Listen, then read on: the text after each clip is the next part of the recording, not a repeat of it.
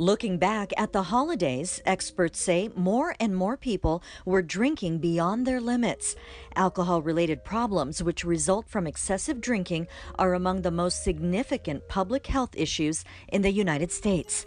According to a national survey, about 14.6 million adults in this country, ages 18 and older, have an alcohol use disorder known as AUD.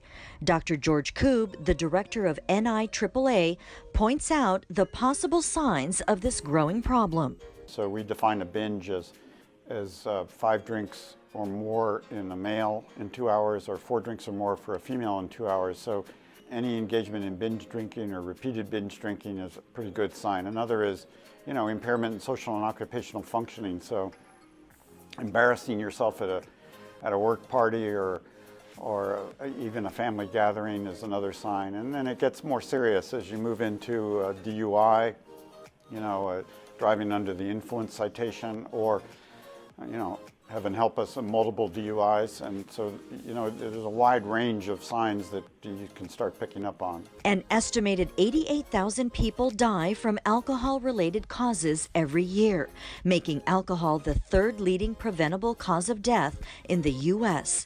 So what are some things you can do to help if someone you love is suffering with this problem? Number one, get informed about alcohol, and I suggest you start with rethinking/drinking, which is, you can type that into any search engine. You'll come up with a website that tells you about alcohol, how much alcohol is in a standard drink, how much alcohol produces what effects on the body, etc.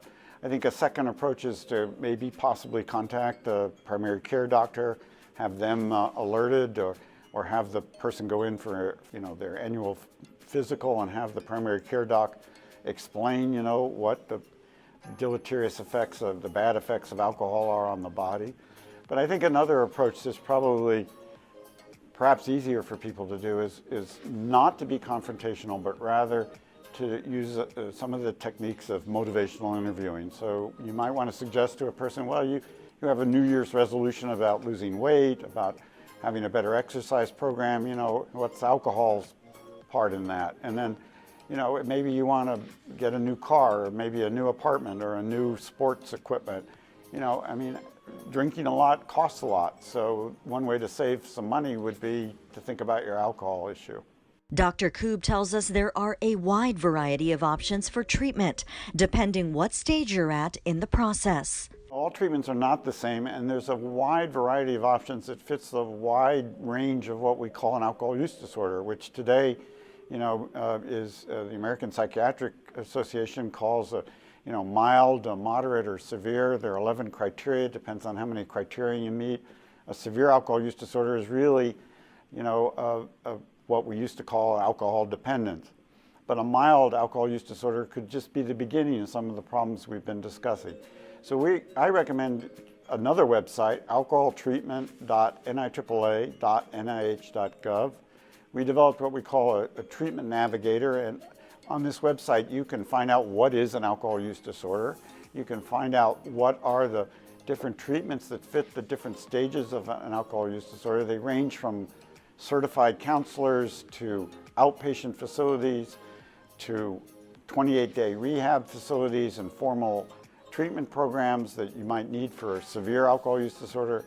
There are behavioral treatments that are very effective, motivational interviewing I mentioned, cognitive behavioral therapy.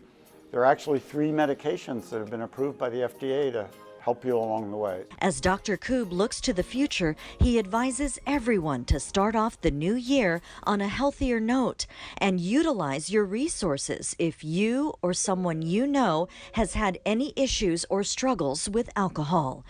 Giving you the best of California, I'm Gigi Copes for California Life.